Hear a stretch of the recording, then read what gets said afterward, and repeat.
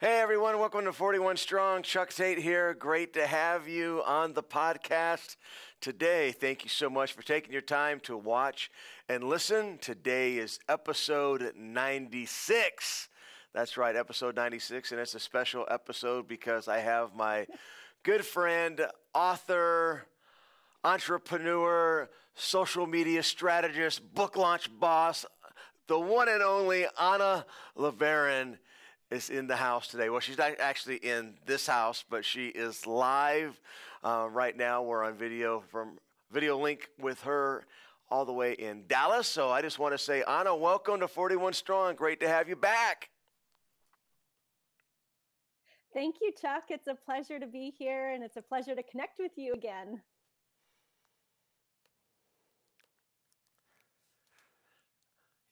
I think I lost your audio, Anna. I could see you on my monitor talking, but I can't hear you. I'm not for sure what happened, but I lost you there. So we'll get our producer Mike to help us out and see if I can. I think everybody else can see you. Everybody else can hear you, but I'm in my own box without access to the world right now. So so we will. Try to figure out what's going on here with that. So if everybody else can hear me and you can't, then it sounds like I get to take control of the show. And I get to talk about whatever I want.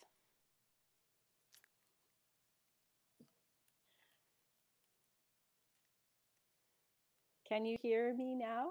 I feel like a Verizon commercial is happening as we speak. Because we were chatting just a minute ago before it went live.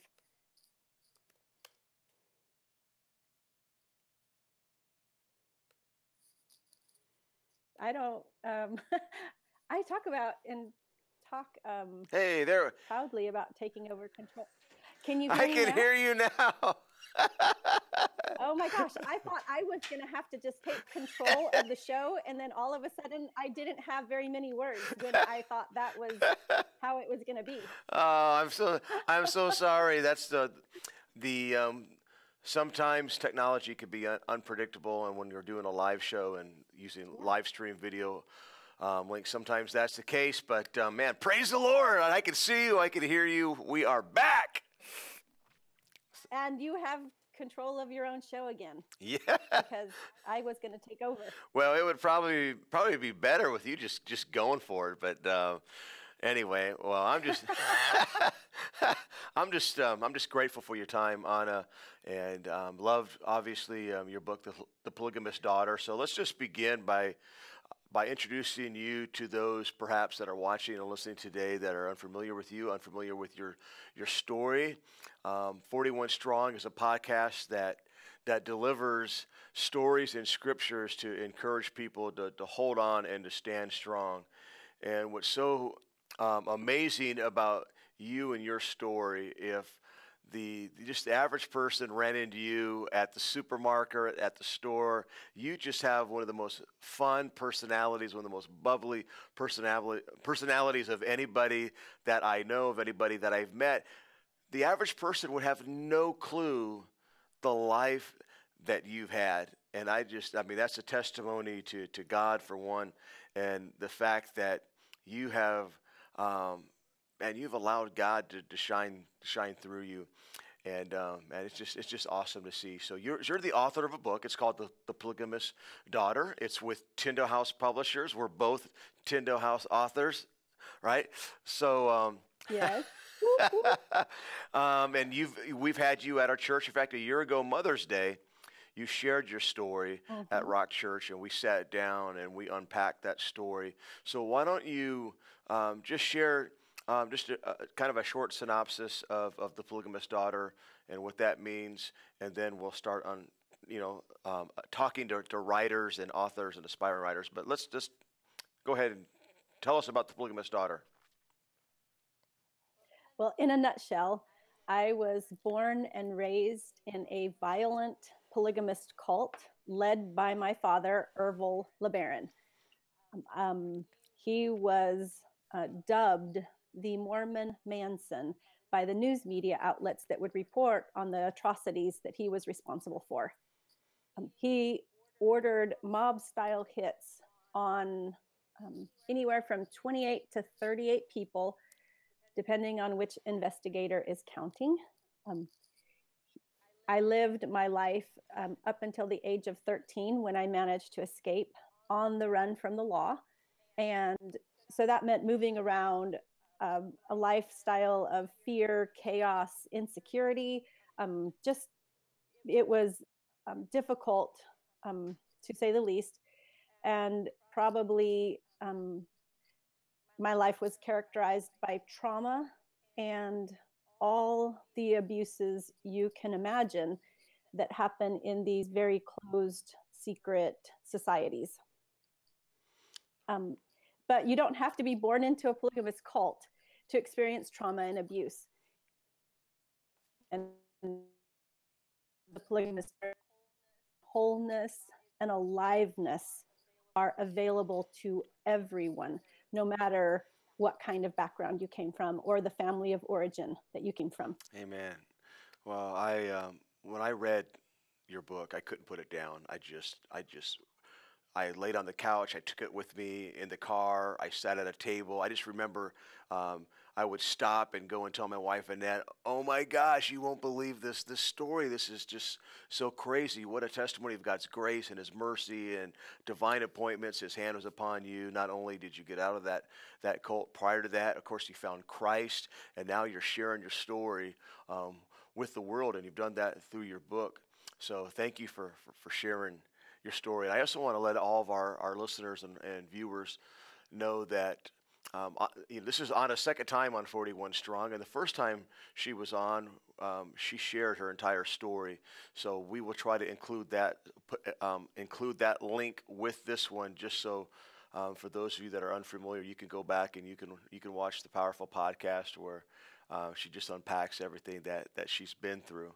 So Anna, let's talk a little bit about your publishing journey. I mean, you had a story to tell, and now you've told that story. But how did you end up with Tyndall House Publishers? How did the Polygamous Daughter end up getting published?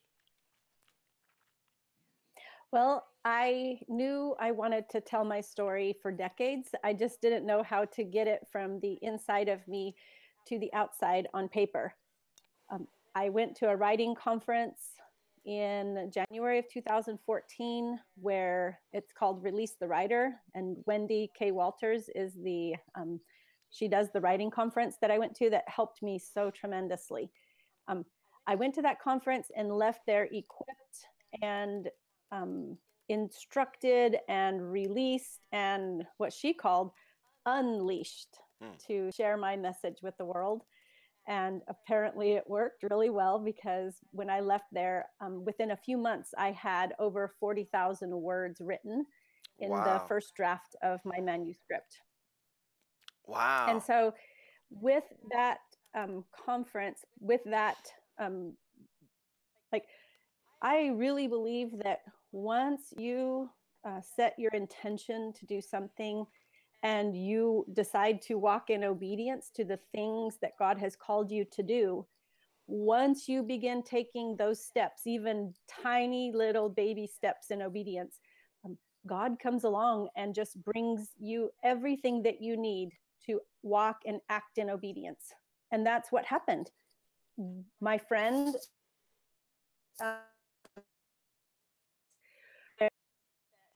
that told her, about she said, I have a friend with a story, and told her a little bit about me. That agent gave my friend a card through a long series. It's a long story, but eventually that card ended up in my hands. I talked to the agent. She told me I need 3 sample chapters and a book proposal in order to pitch your book to publishers.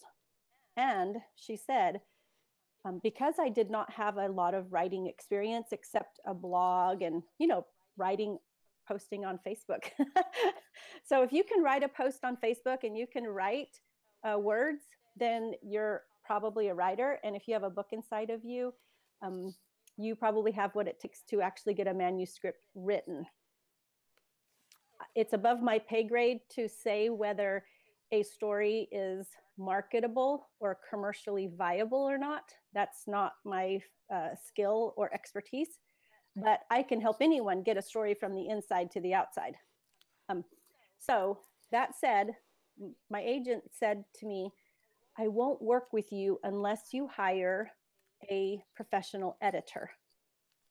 Because when you don't have a lot of writing skill or writing experience, you just need that extra help. And what I've learned along the way is that every writer needs an editor. So I found an editor that helped me get those 3 sample chapters fleshed out. I got a book proposal written and then had the editor professionally edit it, and then turned those into my agent. And once we had that complete, she started pitching my book to publishers. And as most writers will tell you, when the agent is pitching your book, you're going to get a lot of no's before you get a yes. But let me tell you, you only need one yes. That's right. And so once you have a publisher that says yes, then you're in business. And then you get to have this, you'll sign a contract with the publisher, and then you get to work on getting all the rest of the chapters submitted in a timely manner and within the deadline period. So that's a lot of pressure. So my suggestion is that after your agent starts pitching, that you continue working on the chapters. Contract, you have at least a lot of the work done. Yeah, absolutely. I know for me personally, with 41 Will Come, prior to a writers conference, I think it's kind of cool that both of our journeys began at a writers conference. That just shows the importance of being willing to learn, being willing to listen. And I sat at a writers conference and was inspired. And even though I had this book dream on the inside of me, I wasn't real familiar with a book proposal. So for those that are watching and listening, I would recommend to follow Chad Allen. Go to chadrallen.com and follow him. He has something called Book Proposal Academy. I went through it. I'm an alumni there, and he helped me craft my proposal. For those watching that, when Anna's talking about book proposals, and you're like, wait, what's a book proposal? You can't get a book deal without a book proposal. And if you're unfamiliar with the book proposal, then go check out bookproposalacademy.com or follow Chad R. Allen, and you get some information about that. And a book proposal simply is 1 to 2 sample chapters from your book, as well as a synopsis of every chapter title, your marketing campaign and strategy. I mean, you can just Google book proposal templates and you can get some help there as well. But one of the keys that... Can I add one more Yes, resource? absolutely. Okay, marydemuth.com or booklaunchmentor.com. She has a nonfiction book proposal template and a fiction book proposal template that you can download for just a few dollars. And then in addition, there are how to write a nonfiction book proposal and how to write a fiction book proposal that you can download for additional amounts, but very reasonable amounts that can get you started on the journey. And then if you decide you need help, then Book Proposal Academy, is that what it's called? Yep. Yes. Then you can get some more help. But just to get you started. That's a great point. And I met Mary at Rewrite Conference. So how cool was that? So for those that are listening today and watching, and they're interested in getting published, what would you say to someone right now who's pursuing a publishing contract? Would you tell them, okay, find out what a book proposal it is and write it? What would be the first thing you would tell them? I do author coaching. So when what do my advice is always twofold. One, start writing, and I have a whole what is it called? I have a whole strategy for how to get a first draft of a manuscript written, and I think we don't have time to go into all that right here. But yes, write your manuscript. So that's one, and then two, you have to build your social media platform and your email list. So those two things, your social media platform and your email list, will be very instrumental in getting you a book contract with a traditional publisher. But regardless of whether you want to traditionally publish or self-publish, you need to have a social media platform. You need to begin reaching the people that are going to be the audience that is hungry for your message. If you have been given a message, or God has downloaded a message to you through whatever form or fashion that has happened, and you believe that you have a message for the world, and it's been contained inside of you for some time, and you're ready to release that message to the world, you need to begin strategically connecting to the people that need that message through the use of social media and an email list.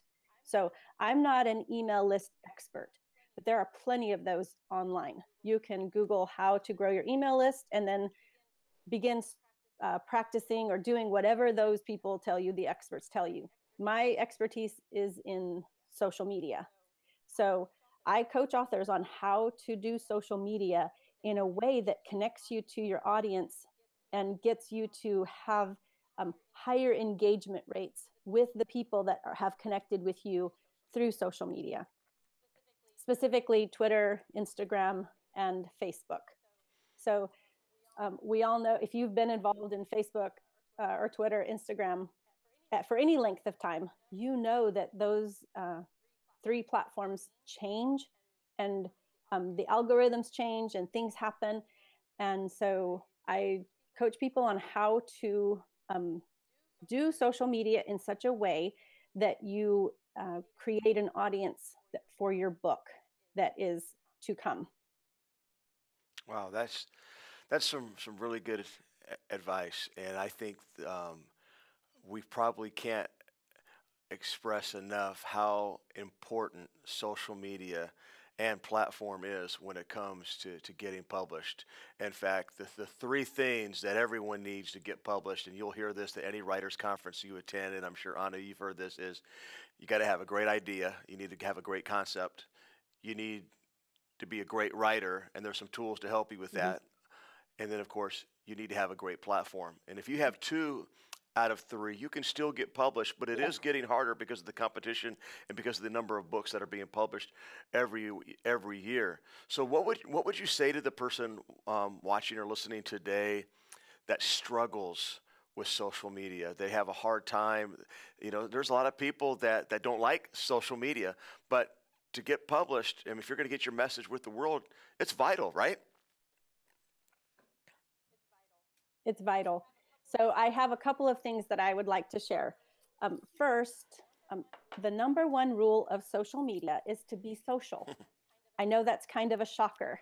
Um, and the other thing is to have fun on social media, because people aren't on social media because they want you to quote the Bible to them day and night. Most people that are on social media that aren't trying to sell something to you, that are just having fun on social media, are there because they want to connect with people, they want to be entertained, or they're just trying to pass the time because they're stuck at the DMV. So if you're not out there having fun and engaging and being and acting in ways that are engaging, you're going to lose your audience. So I have a lot to say about that, but the number one thing I want to say to Christian communicators, especially those with struggle with the idea of building a platform, because you hear it, platform, platform, platform. It's the location, location, location of the real estate world. You have to have a platform, whether you traditionally publish or self-publish. So For those who have a little bit of just resistance to the idea of building a platform, I just want to clarify some things. We, as Christians, we hold in really high value the ideas like he must increase, I must decrease, Jesus first, service to others. So the idea of building a platform kind of doesn't sit well with us because it feels like we're elevating ourselves. But I want to clarify that you're not building a pedestal to put yourself up on. What you're building is a platform. And a platform is simply a structure that a speaker stands on so that their voice can carry to the back of the room. Before there was amplification, ways to amplify voices, people had to be higher or elevated so that their voice could carry to the person in the back. And the other part is, can see, listening is looking and seeing someone's face. So you have to have a platform in order to speak. So you're not building a platform to elevate yourself and put yourself up on display. You're building a platform so that your audience can hear you and see you when it's time for you to deliver your message. The most important thing is to remember that when you step up on a platform to deliver the message that God has given you, after you finish delivering that message, guess what? You step down off that platform and you go and you walk among the people that you have been called to serve. You are not elevating yourself forever and putting yourself up on a pedestal. You build your platform so that you can reach the audience that God intends to hear your message. That is great, great stuff. In fact, I wrote it down. It's worth repeating. Anna just said, when it comes to building your platform, you're building a structure so your voice can carry to the back of the room. Why? So you can share the message that God has put in your heart so it can help those that are listening. Wow. So the platform was never about the speaker. Man, the platform is about the person in the back. That is so good. That is so good. I believe that. So then let's talk a little bit about getting that message out. So let's say somebody that's watching or listening, they've written their book. Maybe they have a publishing contract with a major publishing house, or perhaps they've self-published and they're getting ready to launch their book. Anna, I am shocked at how many people launch books poorly. I mean, there's a lot of people that they just launch and there's no launch teams. There's not a lot of effort. I mean, it's so important to have a book launch team, and that's a service that you provide. So let's talk these last 5 minutes or so about the importance of launching a book and how someone would go about doing that successfully. Well, I kind of stormed onto the book launch team market or service provision. I don't know, about 3 years ago when I rogue launched a book for an author that I wanted to help launch the book, but I wasn't selected to be on the launch team. And since then, I've kind of created a new way of launching books that is a lot more effective than the old way, where you put together a team, you give them a few quote graphics, you give them an advanced copy of the book, whether it's a physical copy or a PDF, and then ask them to read the book and engage with graphics. And it's a more laid back approach to book launching.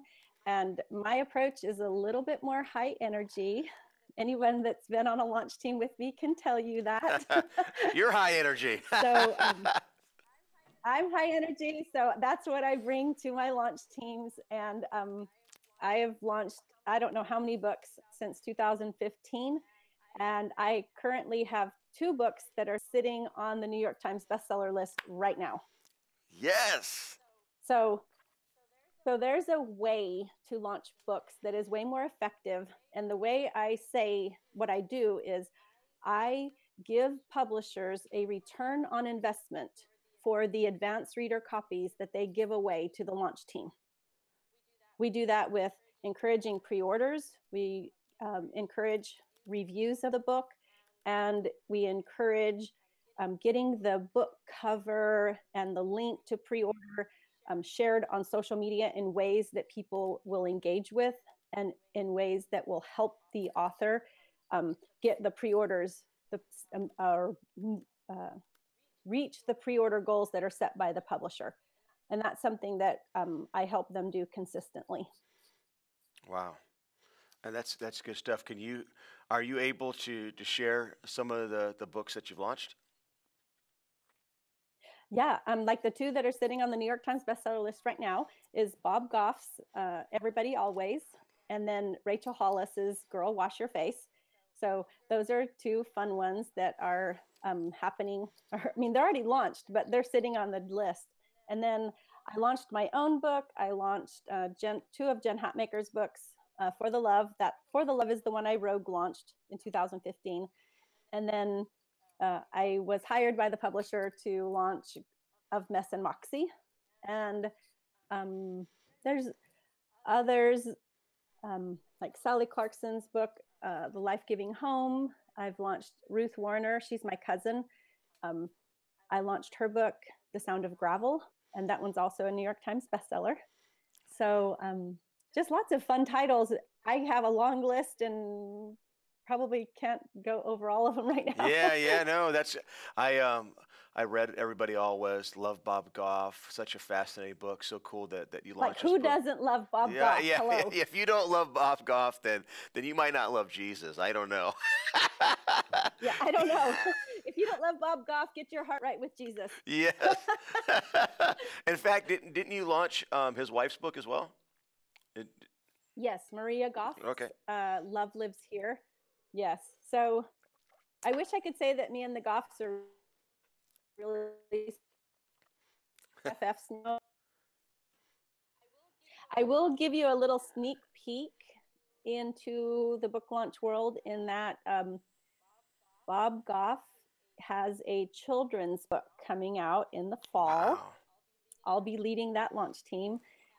And it's his first book, Love Does, but that's been rewritten into a little chapter book for 6 to 10-year-olds is the best audience. So that's going to be super exciting to do that one too. That is so because Love Does was so awesome. Yes, that's so exciting. He's just kind of my new hero right now. I actually read Everybody Always first, then I went back and read Love Does, and just changed my perspective on how I even approach people. Loved it. Rachel Hollis, I haven't read her book, but I did listen to an interview with her recently on the Story Brand podcast with Donald Miller. But anyway, Anna, why don't you tell people that are how can they get in contact with you? Obviously, you can help with social media. You can help with book launching. You have a lot of resources. How can our viewers and listeners connect with you? I have a website, annalebaron.com. And if you want any type of consulting about coaching as far as your writing or book launching, that kind of thing, from my website, you can schedule an appointment with me. You can also connect with me through Facebook, Twitter, or Instagram. Anna K. LeBaron is my handle on those social media sites. All right, so website, annalebaron.com, and then your social media handle, Anna K. LeBaron. And I just want to tell everyone that's watching and listening, if you're on social media, you need to follow Anna. You'll have fun. In fact, I wrote this down while you were talking, Anna. I put, be like Anna, be fun, right? Be like Anna Yes. and be fun and share your story with the world. And she can help you do that. So take advantage of following her, going to her website, take advantage of the resources that she offers so she can help you share your message that needs to get out to the last person in the back of the room. Anna, thank you so much for being on 41 Strong. I think we need to schedule you regularly. I just think, man, you're awesome. I'm so grateful for your time. I would love nothing more. Awesome. Awesome. Well, listen, we sure appreciate it, and we want to thank everyone for watching and listening today. So for our producer, Mike Sable, my guest has been Anna LeBaron. We look forward to seeing you on episode 97 next week. Bye-bye. PeoriaLife.com